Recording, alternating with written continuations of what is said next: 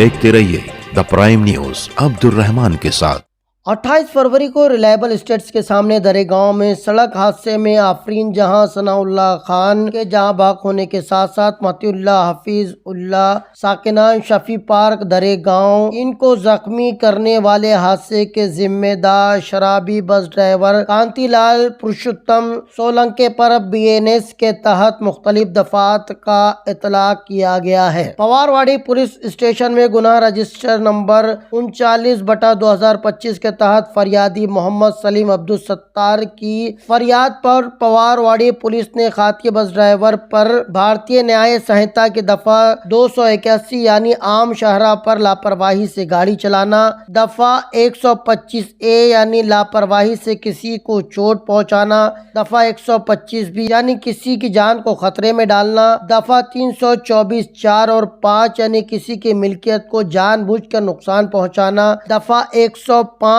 यानी गैर इरादतन हत्या यानी गैर इरादे से किसी की जान लेना, साथ ही साथ मोटर व्हीकल एक्ट 1988 के तहत दफा 184 यानी ओवर स्पीड या गलत साइड से गाड़ी चलाना, दफा 185 यानी शराब पीकर गाड़ी चलाने जैसी दफात के तहत मुकदमा दर्ज किया गया है, जिसमें इल्जाम साबित होने पर अलग अलग धाराओं में अलग अलग सजाएं मुकर्रर की जाती हैं, जिनमें 6 महीने से लेकर 10 साल तक की सजा और जुर्माना दोनों ही शामिल है। मुलजिम को अदालत के रूबरू किया जा चुका है और पवारवाड़ी पुलिस स्टेशन ने 2 दिनों की पुलिस कस्टडी हासिल की है। पुलिस की FIR के मुताबिक लापरवाह शराबी ड्राइवर ने ST नंबर MH14BT 3518 को ये जानते हुए कि इसमें मुसाफिर सवार है और उनकी जिंदगियों को खतरा लाहक हो सकता है, इसकी परवाह न करते हुए शराब के नशे में धुत होकर गलत सिमत से गाड़ी भगाते हुए उसने मोटरसाइकिल MH41BQ